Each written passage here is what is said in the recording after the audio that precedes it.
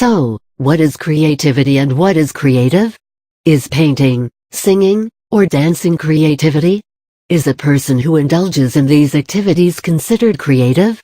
But, then why do people even in creative fields get bored, or think they are not creating art, but just composing, or more like using other people's ideas and composing it in such a way that it looks like it is original but is not?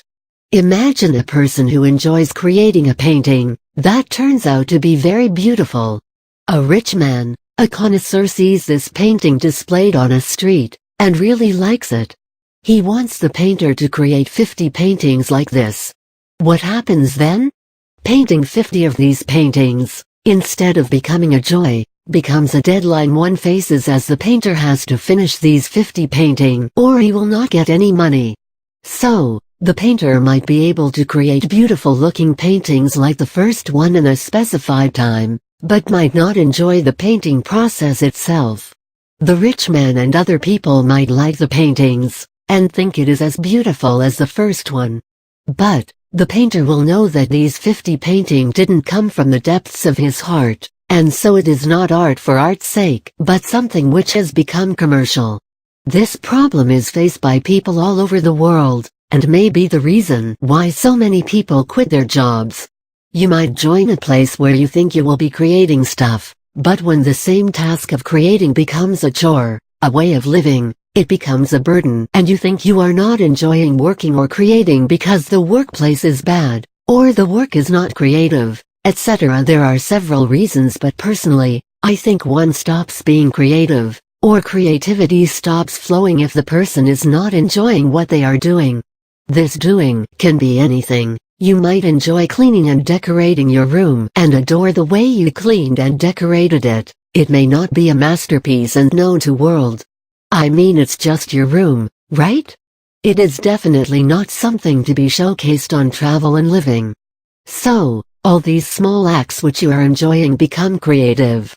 Rather than saying, oh, he is a painter, and very creative.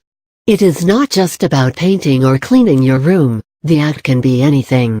I have a friend who creates amazing stuff out of junk, which makes him immensely happy. But, he doesn't know what to do with this ability of his.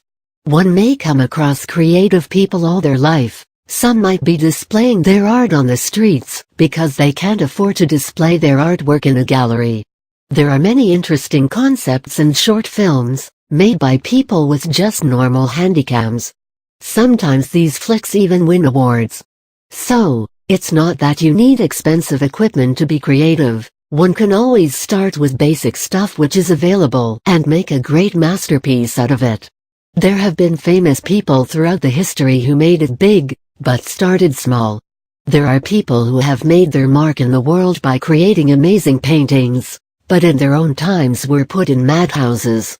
Like Van Gogh, who in his lifetime was considered insane. Nobody paid attention to his paintings. Today, his paintings are sold for millions. Socrates, one of the greatest minds ever, was poisoned because of his paradoxical wisdom.